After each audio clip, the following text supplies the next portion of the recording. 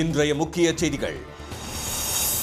பீகார் முதலமைச்சராக 9வது முறையாக பதவியேற்றார் நிதிஷ்குமார். மீண்டும் கூட்டணி அமைத்த பாஜகவுக்கு 2 துணை முதலமைச்சர்கள். உயர்கல்வி நிறுவனங்களின் பணியிடங்களில் இடஒதுக்கீட்டை ஒழிக்க சதி. பல்கலைக்கழக மானியக் குழுவின் வழிகாட்டுதலுக்கு கல்வியாளர்கள் எதிர்ப்பு. தொகுதி பங்கீடு குறித்து திமுக காங்கிரஸ் முதல் கட்ட பேச்சுவார்த்தை. நாடாளுமன்ற கூட்டத்தொடருக்கு பின் மீண்டும் பேச்சு நடத்த முடிவு.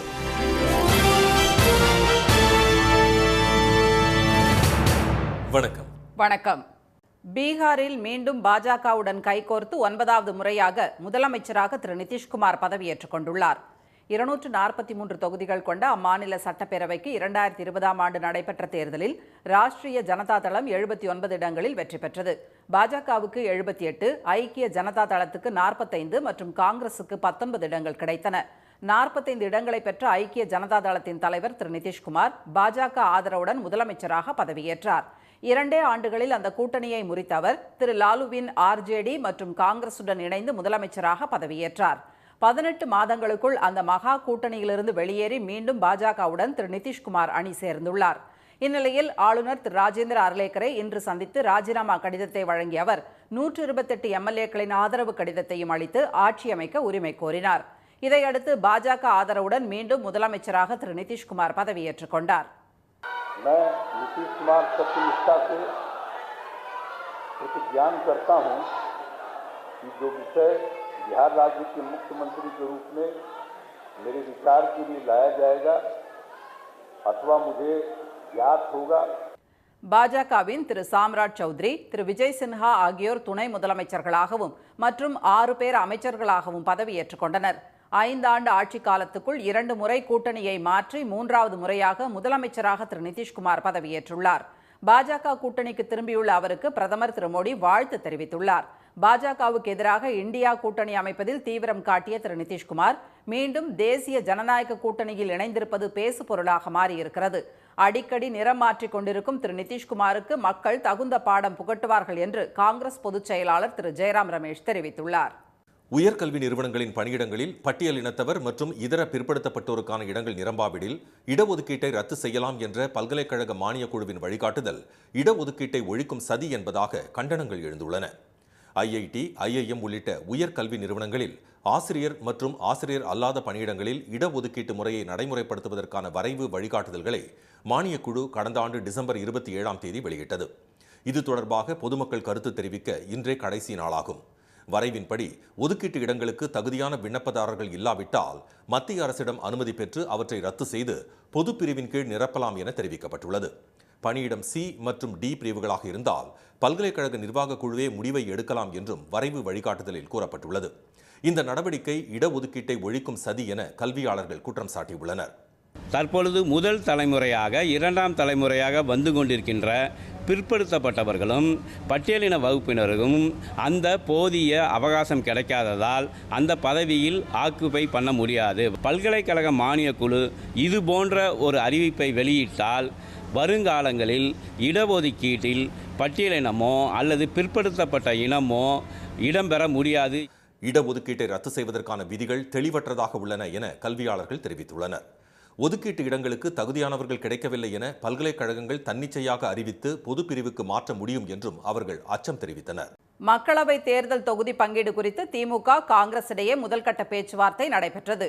அகில இந்திய காங்கிரஸ் நியமித்துள்ள தேசிய கூட்டணி பேச்சுவார்த்தை குழு அமைப்பாளர் திரு முகுல் வாஸ்னிக், முன்னாள் மத்திய அமைச்சர் திரு சல்மான் குர்ஷித், தமிழக பொறுப்பாளர் திரு அஜய்குமார், தமிழ்நாடு காங்கிரஸ் தலைவர் திரு கே.எஸ். அழகிரி, சட்டப்பேரவை காங்கிரஸ் தலைவர் திரு கு. செல்வ பெருந்தகை உள்ளிட்டோர் சென்னை அண்ணா அறிவாலயத்தில் திமுக தொகுதி பங்கீட்டு குழு தலைவர் திரு டி.ஆர். பாலு தலைமையிலான குழுவினருடன் இன்று பேச்சுவார்த்தை நடத்தினர்.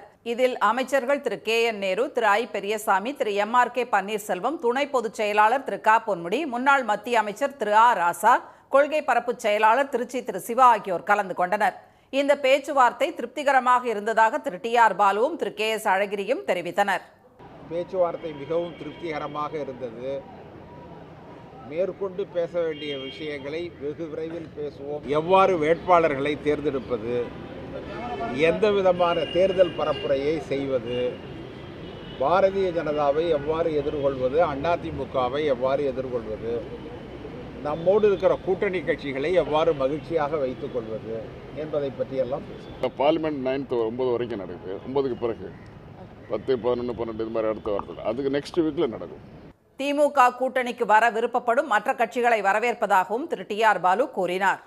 அதிமுகவுக்கு துரோகம் செய்தவர்கள் குறித்து அக்கட்சியின் பொதுச் செயலாளர் எடப்பாடி திரு பழனிசாமி விமர்சித்த நிலையில் அவரது தலைமையில் யாருக்கும் நம்பிக்கை இல்லை என தொண்டர்கள் உரிமை மீட்புக்குழு ஒருங்கிணைப்பாளர் திரு ஓ பன்னீர்செல்வம் கூறியுள்ளார். தஞ்சையில் கட்சி கொடியை ஏற்றி பேசிய திரு பழனிசாமி அதிமுகவை கெடுக்க நினைத்தவர்கள்தான் கெட்டுப்போனார்கள் என திரு பன்னீர்செல்வத்தை மறைமுகமாக தாக்கினார். நம்முடைய தலைவர்கள் தெய்வ சக்தி பெற்ற தலைவர்கள். நமக்கு யார் கெடுதல் நினைத்தாலும் அவர்தான் கெட்டு போவார்கள். இந்த இயக்கத்தை அழிக்க நினைத்தார்கள், அழிந்து போனார்கள். இந்த இயக்கத்தை கெடுக்க நினைத்தார்கள், கெட்டு போனார்கள். இதுதான் இன்றைய நிலை. இந்நிலையில் திண்டுக்கல்லில் அதிமுக தொண்டர்கள் உரிமைப்பு குழு கூட்டத்திற்கு வந்த திரு பன்னீர்செல்வம் செய்தியாளர்களிடம் பேசிய போது எடப்பாடி திரு பழனிசாமி தலைமையில் கூட்டணி அமைக்க எந்த கட்சியும் தயாராக இல்லை என்றார். திரு எடப்பாடி பழனிசாமி தலைமையிலான அமைக்கப்பட்டிருக்கிற எந்த குழுவாக இருந்தாலும் அந்த குழு டம்மி குழு.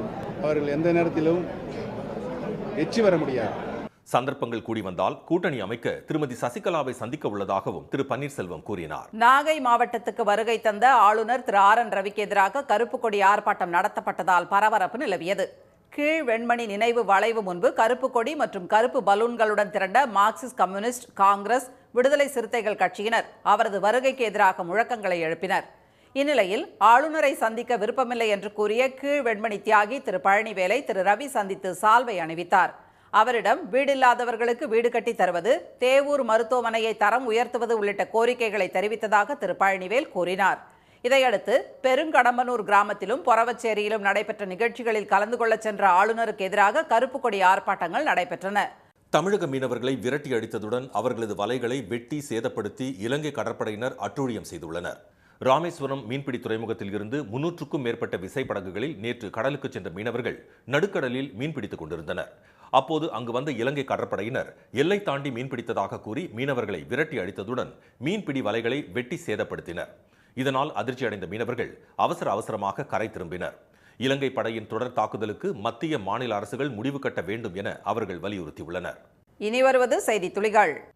இந்த ஆண்டின் முதலாவது மனதின் குரல் நிகழ்ச்சியில் பேசிய பிரதமர் திரு மோடி பல கோடி மக்களை அயோத்தி பிராண பிரதிஷ்டை சந்தர்ப்பம் ஓரிழையில் இணைத்து வைத்ததாக கூறினார்.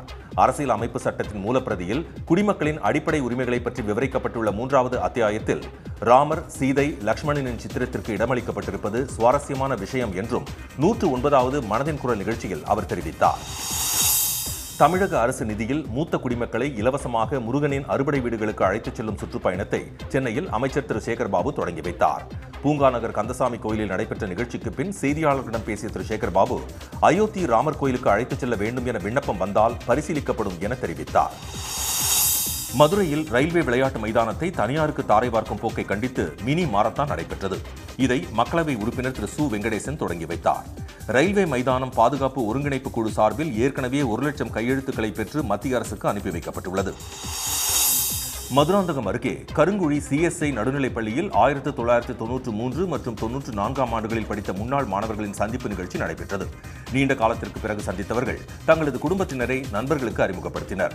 கூடிய 45 மாணவர்களும் மறைந்த நண்பர்கள் 5 பேருக்கு மௌன அஞ்சலி செலுத்தினர். பழைய நினைவுகளை பரிமாறிக்கொண்டவர்கள் தங்களது ஆசிரியரையும் கௌரவப்படுத்தினர். மயிலாடுதுறை மாவட்டம் சீர்காழியில் பழமை வாய்ந்த புற்றடி மாரியம்மன் கோயில் தேர் திருவிழா விமர்சையாக நடைபெற்றது.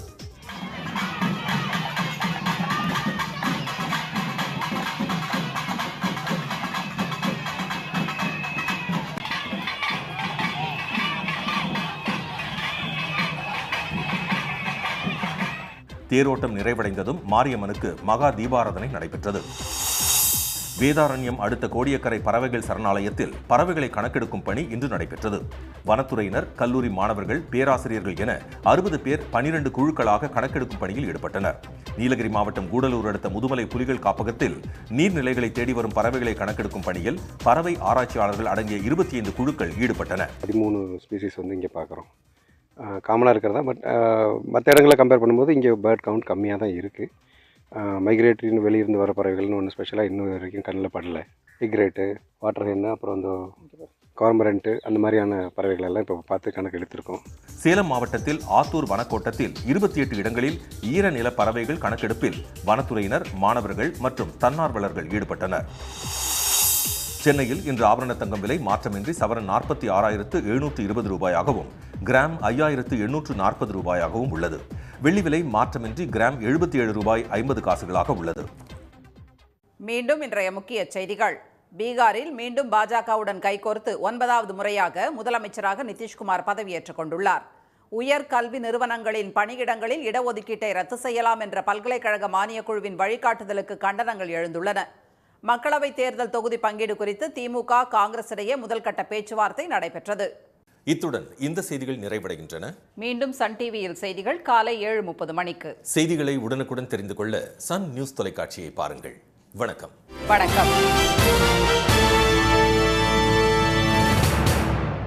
உடனுக்குடன் செய்திகளை தெரிந்து கொள்ள சன் நியூஸ் பெல் ஐகானை கிளிக் பண்ணுங்க.